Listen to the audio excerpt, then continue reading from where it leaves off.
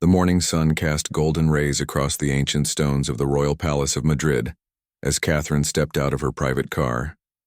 She had traveled thousands of miles for this moment, but nothing could have prepared her for the weight of what lay ahead. The Spanish royal family had made an unprecedented decision that would change everything she thought she knew about her future. Catherine had always been known for her grace and dedication to royal duties, but this invitation was different from anything she had ever received. King Felipe II himself had personally requested her presence for what he called a ceremony of historic significance. The letter had arrived at Kensington Palace 3 weeks earlier, written in elegant Spanish script and sealed with the official royal crest. As she walked through the palace corridors, Catherine noticed the unusual preparations taking place around her. Spanish nobility dressed in traditional ceremonial robes moved with purpose through the halls. Ancient tapestries had been hung, and the air was filled with the scent of orange blossoms, a symbol of Spanish royalty for centuries. Queen Letizia greeted Catherine with warmth that surprised even the seasoned royal watchers present. The two women had met before at various state functions, but this embrace felt different. There was something meaningful in the Spanish queen's eyes, something that suggested this visit would be unlike any other diplomatic meeting. The palace staff spoke in hushed tones as they prepared chambers that had not been used for such purposes in over a century. Master craftsmen worked carefully on items that had been locked away in the royal treasury for generations. The Spanish media had been told only that a special ceremony would take place, but no one outside the royal circle knew the true nature of what was being planned. Catherine spent her first evening in Spain walking through the palace gardens with King Felipe. He spoke passionately about the connection between the British and Spanish royal families, relationships that stretched back through centuries of shared history. He mentioned ancestors and bloodlines, speaking of connections that most people had forgotten but that the royal genealogists had carefully documented. That night, as Catherine prepared for bed in her guest quarters, she couldn't shake the feeling that her life was about to change in ways she never expected. The Spanish royal family had welcomed her not just as a visiting dignitary, but as someone who belonged there. The servants addressed her with a reverence that went beyond diplomatic courtesy, and she began to wonder what secrets the ancient palace walls might reveal.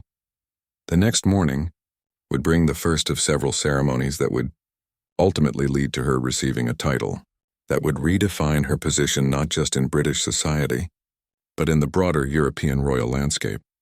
As she fell asleep, Catherine had no idea that genealogists had been working for months to verify claims that would soon make headlines around the world. The Spanish court had discovered something remarkable in their extensive royal archives, something that would give Catherine a legitimate claim to honors that had remained dormant for over 2 centuries. This discovery would not only surprise the British royal family, but would create a new chapter in the complex relationships between European monarchies. Little did Catherine know that tomorrow would begin a process that would see her crowned with a title that connected her directly to Spanish nobility, a title that would give her authority and recognition in Spain that even surprised those who had orchestrated the entire ceremony. The ancient bloodlines that connected royal families across Europe were about to reveal one of their most significant secrets. The revelation came during a private breakfast in the palace's most intimate dining room.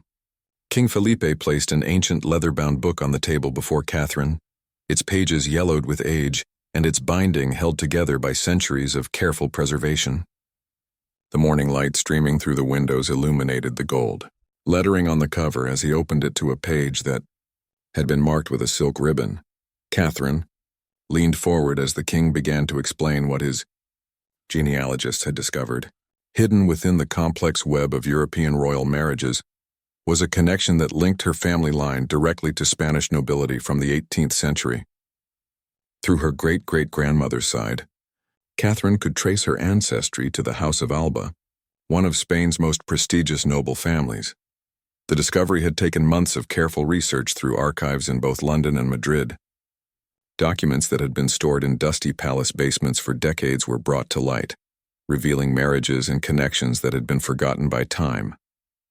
Each piece of evidence painted a clearer picture of Catherine's legitimate claim to a Spanish title that had remained vacant since 1789, Queen Letizia joined them as the king continued his explanation.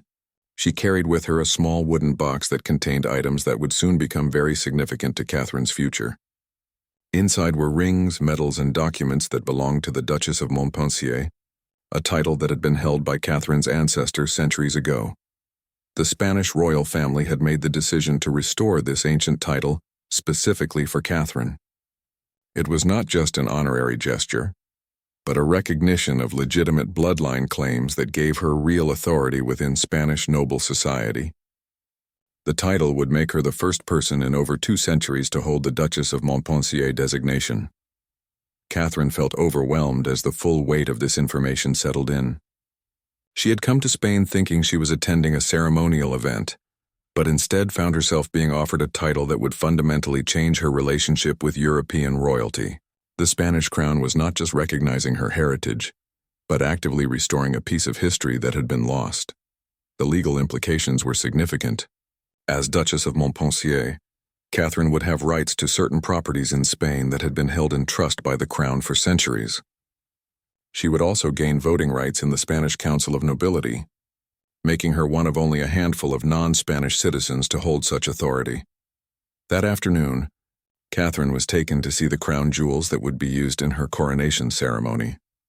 The tiara that had belonged to the last Duchess of Montpensier had been carefully maintained in the royal treasury. Made of platinum and set with diamonds and sapphires, it represented not just wealth but the weight of responsibility that came with noble titles. The Spanish media began to pick up on the unusual activity at the palace, though they still had no idea what was being planned. Reporters noted the presence of genealogists, legal experts, and ceremonial specialists who had been coming and going from the palace for weeks. Speculation began to grow about what kind of historic event might be taking place. Catherine spent the evening studying the responsibilities that would come with her new title. The Duchess of Montpensier had traditionally been responsible for overseeing charitable works in southern Spain, particularly programs that supported education and healthcare for rural communities. These duties aligned perfectly with Catherine's existing charitable interests. As she prepared for the ceremony that would take place in just 2 days, Catherine realized that this title would not be merely ceremonial. The Spanish royal family expected her to take an active role in Spanish society, to bridge connections between British and Spanish charitable organizations, and to help strengthen the cultural ties between the 2 nations. The ancient title was being restored not just to honor the past, but to create new possibilities for future cooperation between European royal families. Catherine would become a living symbol of the connections that bound European nobility together, despite the political changes that had swept across the continent over the centuries. The preparation for the coronation ceremony began at dawn on the appointed day. Catherine was awakened by the gentle sounds of traditional Spanish music drifting through her chamber windows. The palace had come alive with activity as nobles from across Spain arrived to witness what many were calling the most significant royal ceremony in decades. Catherine's morning began with a traditional Spanish blessing performed by the Archbishop of Madrid. The ancient ritual had not been used for a coronation ceremony since the restoration of the monarchy, making this event truly historic.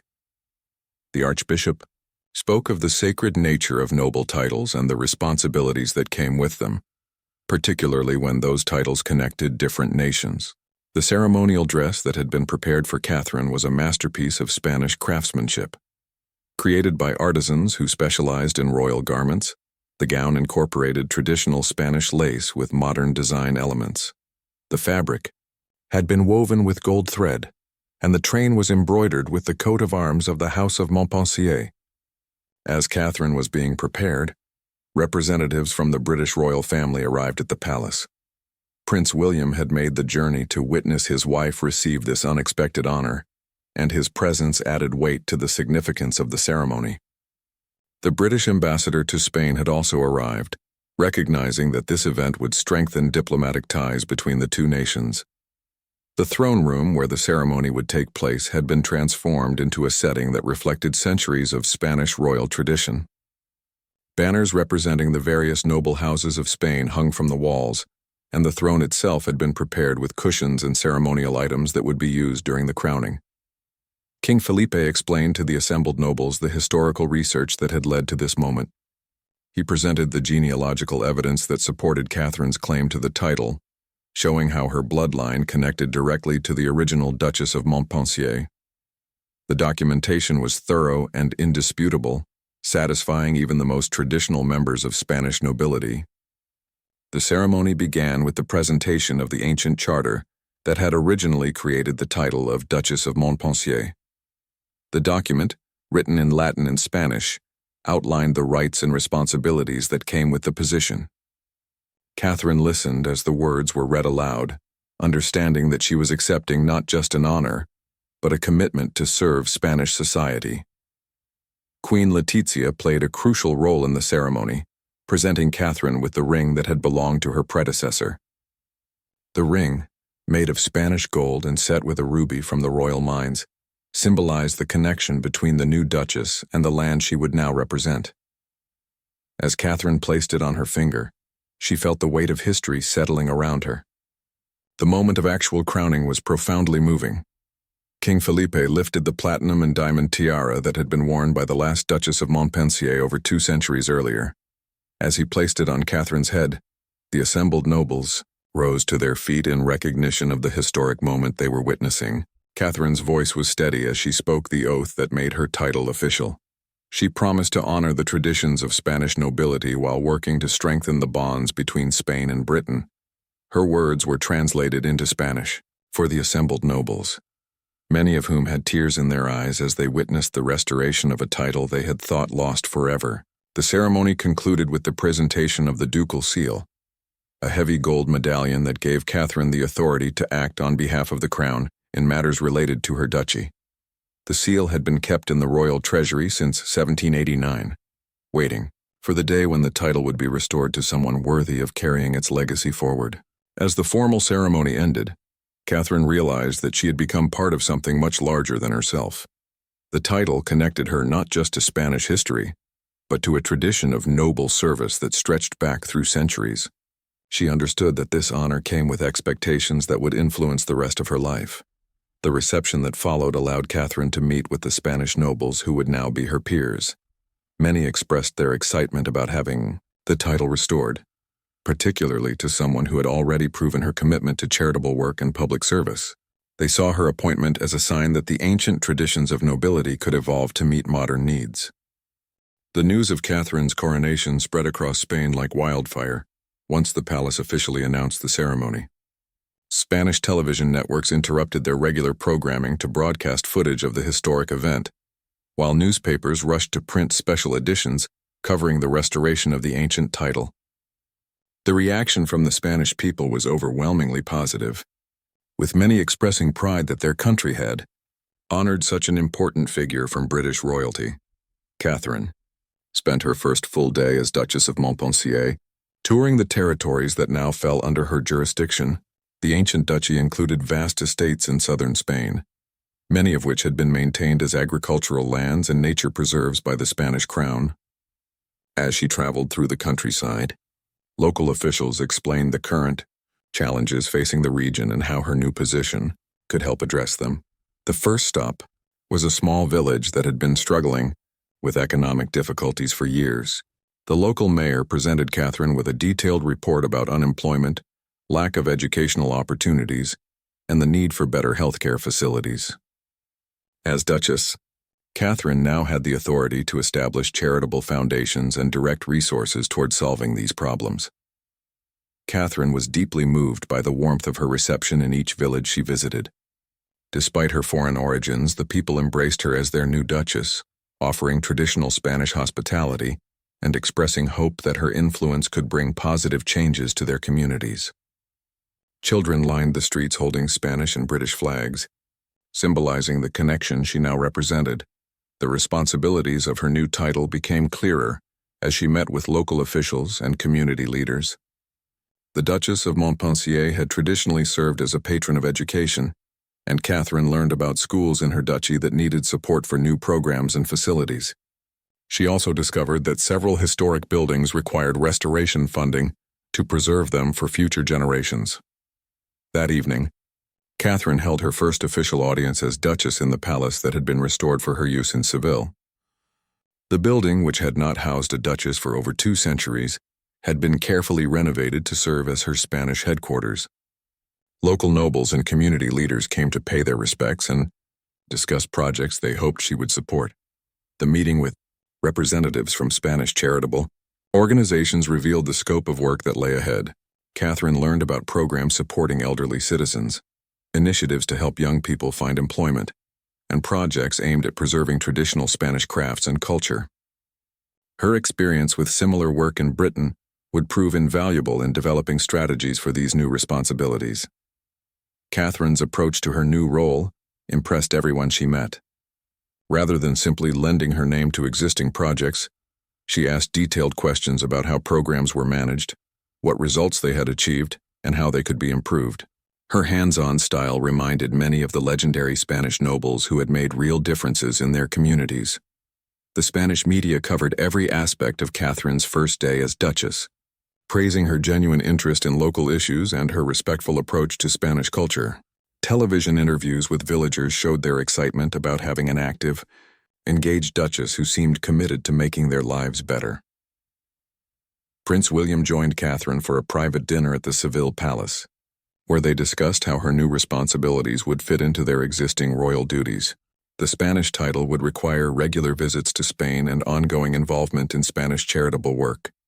But it would also create new opportunities for British-Spanish cooperation on international projects. The legal aspects of Catherine's new position were complex but significant.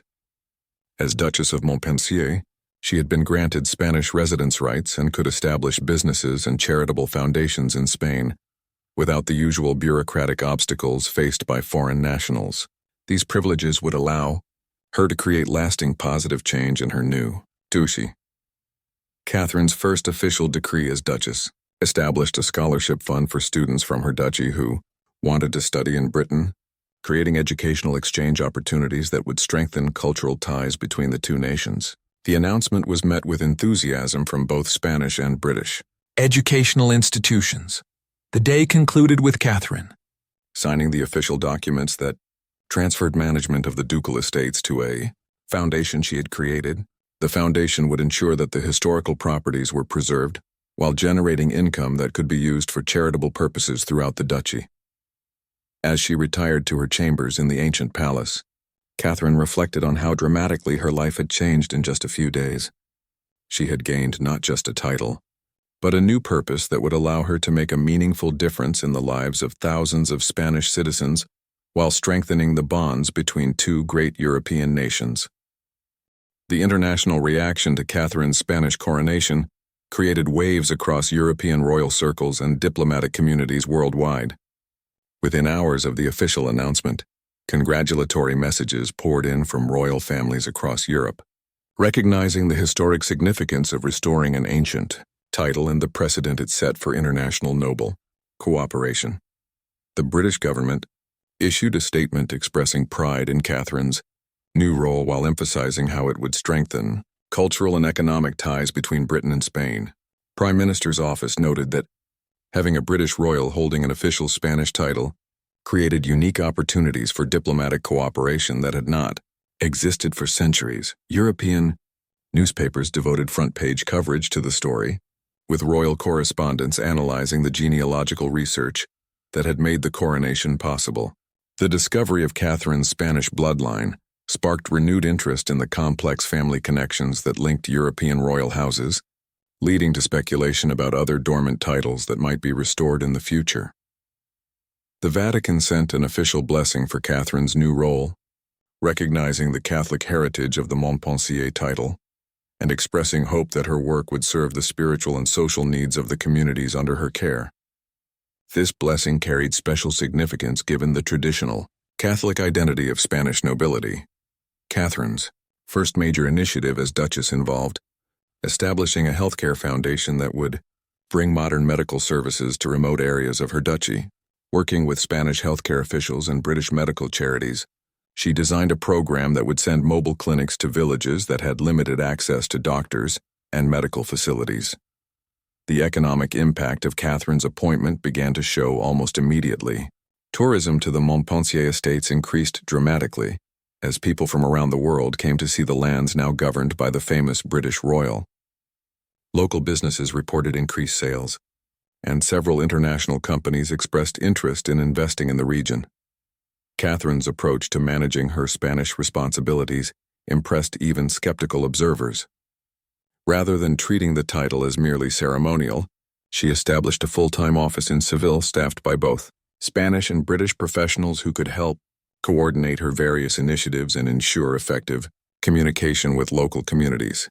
The first meeting of Catherine's Ducal Council brought together representatives from every village and town in her territory.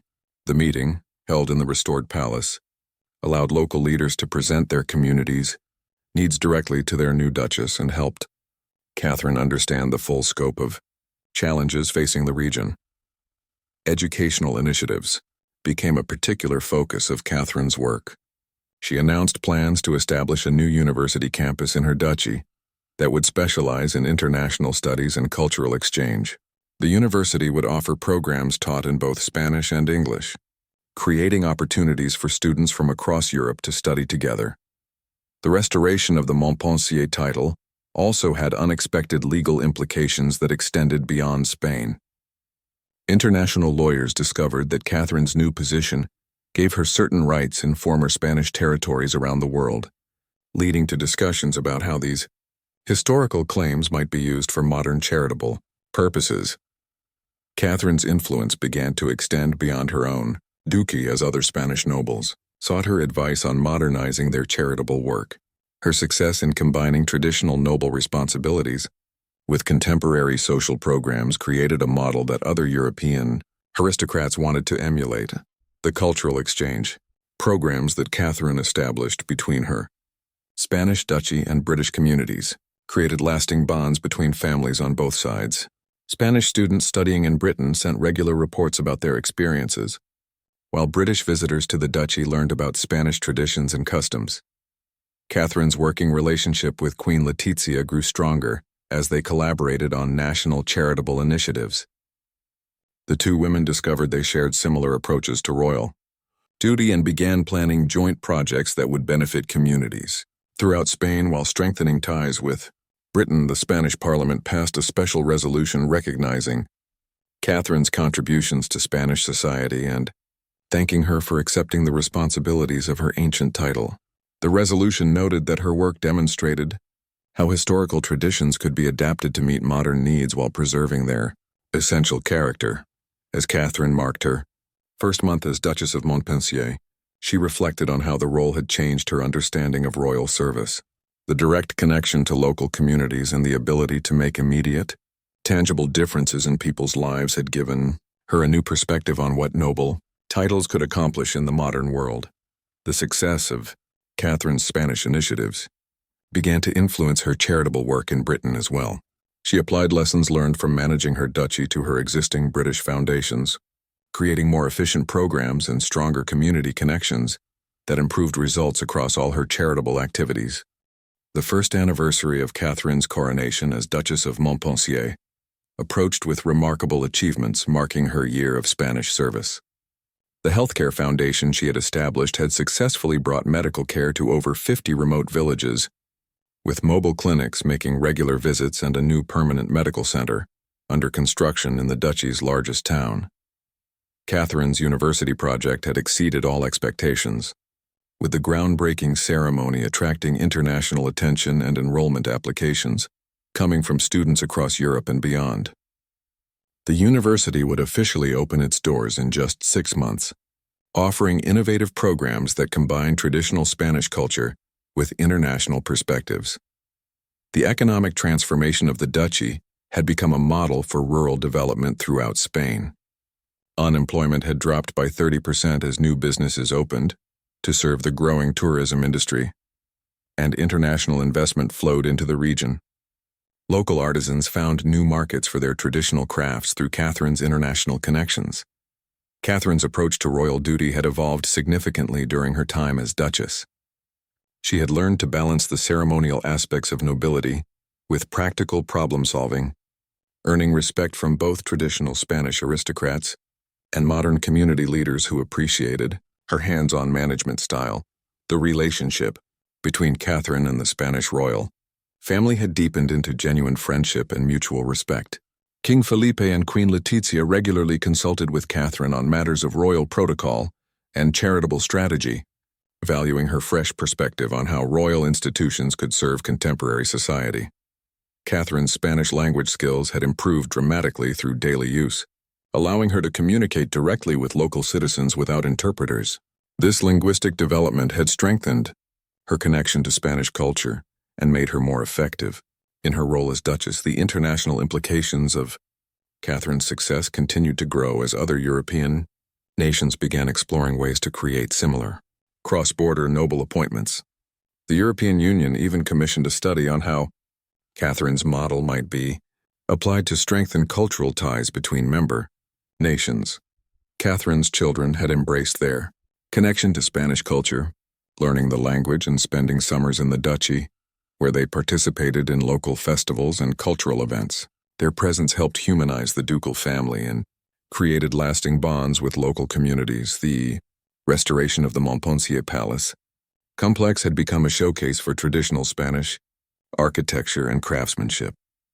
International preservation experts praised the project for maintaining historical authenticity while incorporating modern conveniences, creating a model for similar restoration efforts across Europe.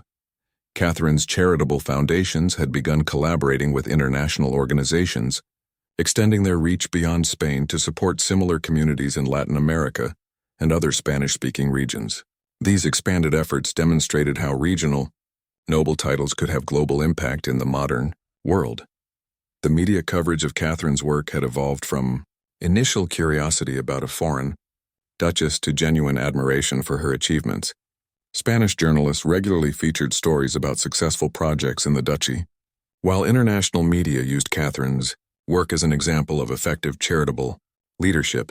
Catherine's influence on Spanish society extended beyond her own duchy as she became involved in national conversations about rural development, education reform, and cultural preservation. Government officials sought her input on policies affecting rural communities throughout Spain.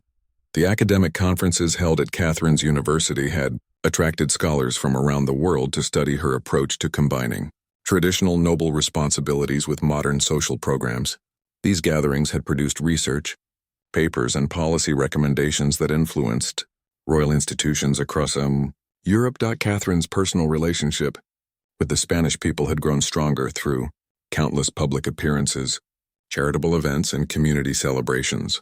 Poll results showed that she enjoyed approval ratings higher than many native Spanish nobles, reflecting genuine appreciation for her commitment to Spanish society. The business networks that Catherine had helped establish between Britain and Spain had generated millions of euros in trade and investment, creating jobs and opportunities in both countries.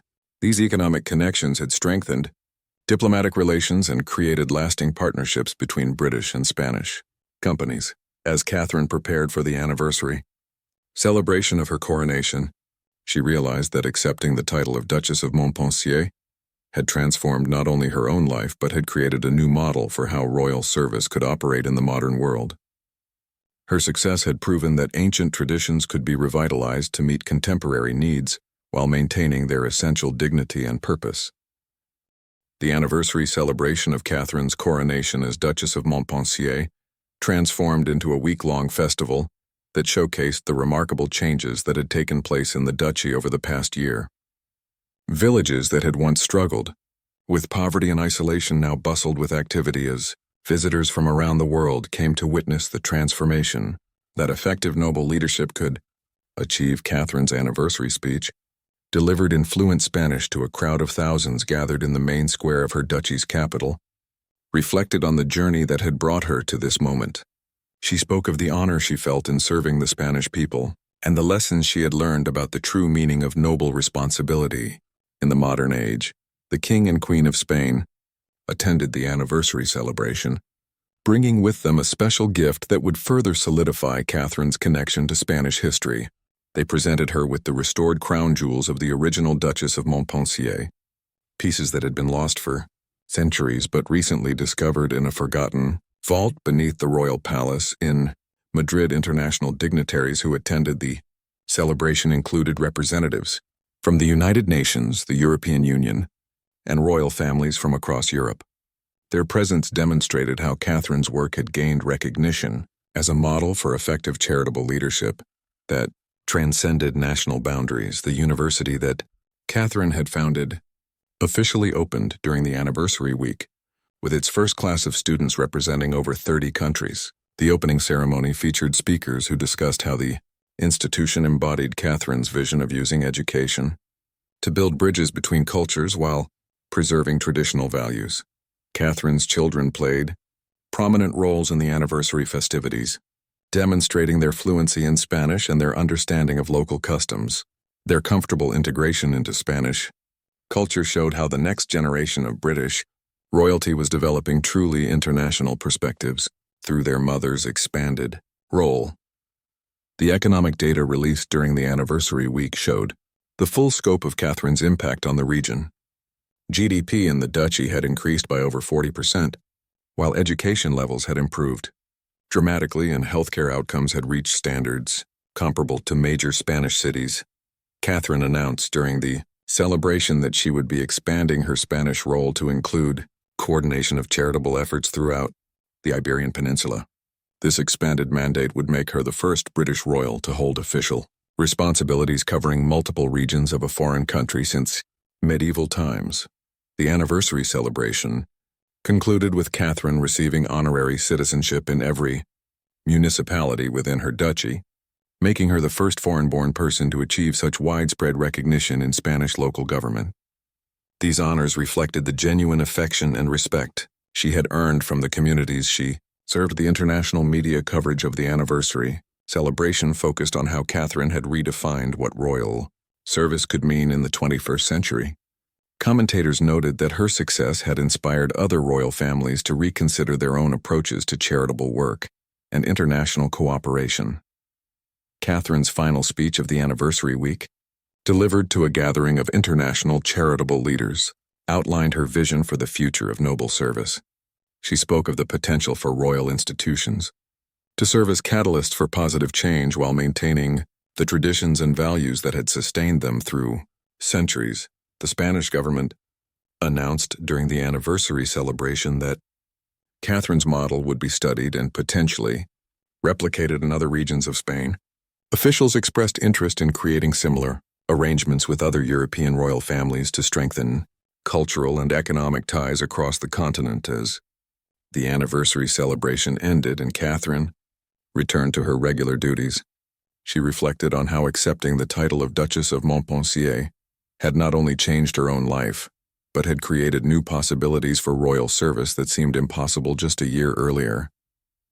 Her success had proven that ancient institutions could evolve and thrive in the modern world. The legacy of Catherine's Spanish coronation extended far beyond her personal achievements. She had demonstrated that royal titles could be more than ceremonial honors, that they could serve as platforms for meaningful work that improved lives and strengthened international relationships. Her example would influence royal families and charitable organizations for generations to come. The story of Catherine's transformation from visiting British royal to Spanish duchess represented a new chapter in the long history of European nobility. By embracing both her inherited responsibilities and her newly acquired duties, she had shown how traditional institutions could adapt to serve contemporary needs while maintaining their essential character and dignity. The title that had initially seemed like a historical curiosity had become a powerful tool for positive change, proving that in the right hands, even ancient noble privileges could be transformed into modern instruments of service and international cooperation.